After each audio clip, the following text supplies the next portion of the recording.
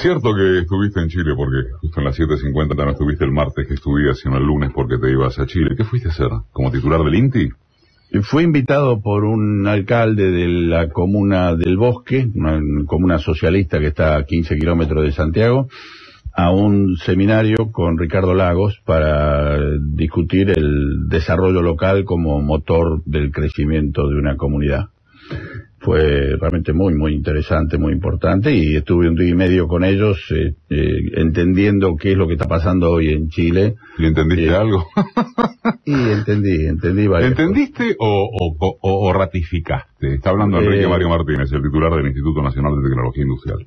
Bueno, el término más preciso es que ratifiqué, pero Chile está llegando al límite de el experimento neoliberal de la especialización exportadora, vale decir, vender 3 o 4, a lo sumo 5 productos importantes al exterior, y con esa divisa que se generan comprar absolutamente todo lo que se consume. Las importaciones chilenas ya representan el 55% del Producto Bruto de Chile. ¿Cómo? Las importaciones representaban a principios... O sea, más de la mitad de lo que Chile produce lo importa. Exactamente, y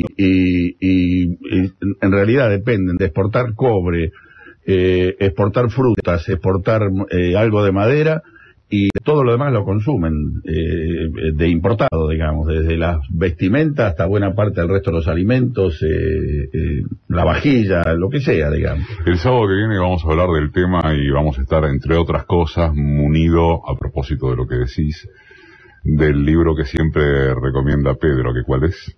Chile actual, anatomía de un mito, el libro de Tomás Moulián, que escribió en 1997. Y en Argentina, Enrique, porque en verdad te aproveché en este pasaje porque justo fuiste a Chile, pero el tema es que vos seas nuestra guía durante un buen rato, a propósito de la industrialización. De algún tiempo esta parte, es como que ha habido o ha empezado a haber una coincidencia, me refiero a sectores del oficialismo y hasta inclusive sectores de la oposición. Bueno, el oficialismo, en cuanto a cómo lo manifiestan algunos de sus actores, se supone que todos así piensan lo mismo, acerca de que tiene que empezar otra etapa económica en la Argentina, tiene que reforzarse lo que hay, pero básicamente hay que ir a la industrialización. Entonces uno se pregunta, ¿de qué hablan cuando hablan de esto? Por ejemplo, una coincidencia que se puede apreciar es, más allá de algún bardeo de la oposición también, pero bueno, hemos salido del infierno 2001, 2002, 2003, el país ha crecido, de hecho, y esto también lo quiero reiterar, se ha producido el hecho histórico de una columna en el New York Times de esta semana, ayer, sí, la leí, sí. Ian Mounts, que es el periodista del New York Times especializado en economía en la Argentina, y que habla del país que salió del infierno, de una economía que ha experimentado un giro de 180 grados, un logro que ha pasado prácticamente inadvertido fuera de América Latina, pero que el presidente Obama y el Congreso deberían estudiar como fuente de inspiración. Yo decía al comienzo, no creía que iba a vivir para ver que en el New York Times se publicaría una columna recomendándole a Obama que siga a la Argentina en su modelo. Pero digo, lo que suena como, no sé si coincidencia unánime, eso no, pero como generalizada es, bueno, el país ha crecido, ahora necesita desarrollarse. ¿Esto es correcto? ¿Y el desarrollo pasa necesariamente por la industrialización? ¿O prioritariamente por la industrialización?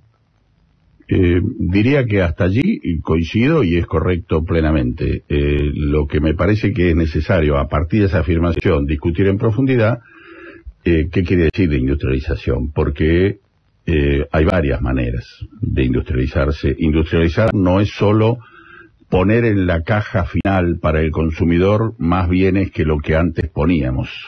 Ahí se puede industrializar ensamblando, se puede industrializar construyendo toda la cadena de valor, se puede industrializar hacia la exportación, quedando esa exportación en manos de 3 o 4 empresas, y entonces aparece la discusión de si eso es bueno o es malo. Me parece que lo que hay que hacer en este momento es sutil. Hay que analizar en detalle, porque, y esto déjame que lo vincule políticamente, yo creo que se ha superado la instancia que lo torturaba Néstor Kirchner de conseguir validar en las urnas lo que él creía que era un proyecto mayoritario. Del 22% le cargó todo su gestión y buena parte de la gestión de Cristina, y hoy con más del 50%, no solo en las primarias, sino presumiblemente en las de octubre, lo que hay que hacer es administrar esa confianza, porque el hecho de que la confianza es mayoritaria ya va a quedar demostrada, ya quedó demostrada. Sí, pero a su vez es volátil la confianza. Claro, pero se estableció una confianza mayoritaria. Ahora hay que administrarla, y para administrarla me parece a mí que hay que consolidar un crecimiento que no necesariamente se va a concretar por la inercia de lo que se viene haciendo. Es decir, por ejemplo, se habla de que hay que industrializar el campo. Eso lo venimos diciendo desde hace 40 años, ¿no es cierto? Y los números son muy claros. Se dice, acá producimos alimentos para 4 veces más de los argentinos que somos. Y en consecuencia... 300 y pico de millones de habitantes. Así es. O sea, que la Argentina le puede dar de comer. En consecuencia, quien quiera meterse en eso tiene que pensar en que cada 10 que produce, 2 van al mercado interno y 8 van a la exportación. Y entonces está incentivando a la industria en los pequeños pueblos. Yo asistí, y esto me dejó una marca muy vívida, este martes a la mañana, antes de viajar a Chile, a un congreso de cooperativas agrarias en Córdoba, en la que se incentivaba a los cooperativistas a que se industrializaran, y uno de ellos levantó la mano y dice, mire... ¿Ciudad de Córdoba? No, en Villa de Ardino. Y un cooperativista dijo, yo soy de Oncativo, nosotros hemos hecho una pequeña planta de aceite de soja y harina de soja. Y le preguntó al funcionario que estaba explicando, literalmente, escúcheme, ¿qué carajo hacemos con la harina? Porque nuestro problema es que no sabemos a quién venderla. Efectivamente, la harina de soja es un alimento prioritario, un componente prioritario de la alimentación de los pollos y los cerdos. Pero la producción de pollos en la Argentina está concentrada. Y entonces los que producen pollo ya producen... En pocas firmas, claro. Y entonces los que producen pollo ya producen su propia harina de soja. Y por lo tanto, quien se industrializó pensando que iba a tener un producto mejor que el grano de soja, tiene harina de soja y no tiene demanda. Con lo cual la única forma de tener demanda es que haga pollos. Y si hace pollos, después ¿cómo los vende? Si la distribución de pollos en la Argentina está otra vez absolutamente concentrada y la exportación todavía más concentrada. A ver, ¿estás yendo a que el problema grave que hay es la concentración? El problema grave que hay es que no puede pensarse una cadena de valor solamente con tecnología. No podemos decirle a un tipo, mire, acá está la máquina de hacer chorizo, haga chorizo que no, se acabaron los problemas. El problema son las relaciones de poder al interior de las cadenas de valor. Y nosotros tenemos un agro que tiene la exportación concentrada en poquísimas empresas, que si quiere hacer biodiesel lo hacen 3 o 4 empresas, que si quiere hacer pollos lo hacen muy pocos, que la industria ganadera o derivada de la ganadería se ha extranjerizado y está en manos de capitales brasileños importantes. Vale decir, el capitalismo es concentrador por antonomasia. Sí.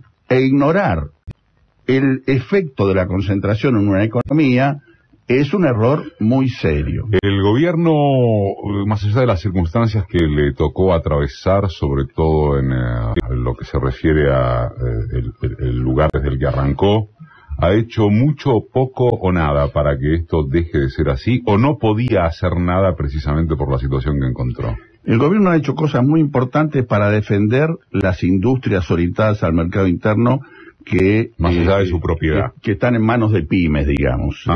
Por ejemplo, la indumentaria, el calzado, buena parte de la manufactura de cuero, hoy le debe su vida, diría, al gobierno, porque de lo contrario hubiera sido barrida por las importaciones brasileñas. Eso realmente ha sido muy importante y en varios otros sectores se da. Yo menciono esos dos, pero hay otros más.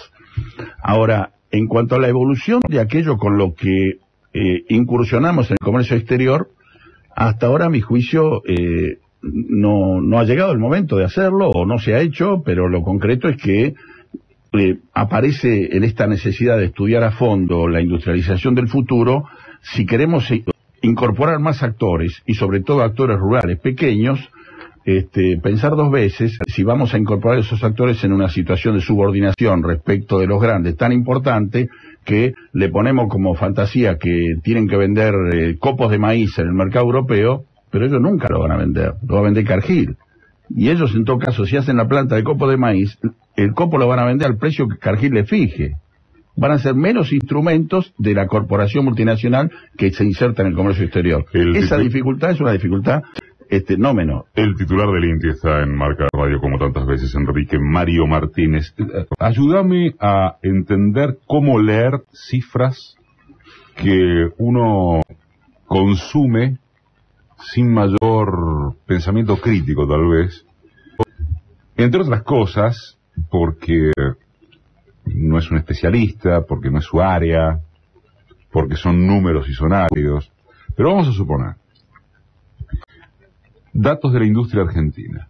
Maquinaria agrícola, ya que mencionabas, ¿no? En 2008 se traía de afuera un 25% más que lo que hoy se importa.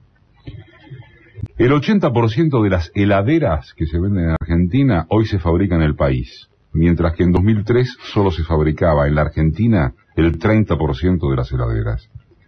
Las cocinas nacionales han pasado a ser el 95% de las que se venden. Y los lavarropas, que en el 2003 eran en un 75% nacionales, ahora son en un 90% nacionales. Las computadoras portátiles aumentó más de 48 veces lo que se fabrica en el país. De 6.000 que había hasta el año pasado, ahora se fabrican casi 300.000 unidades. Todo el tema de Tierra del Fuego, esto lo conocen.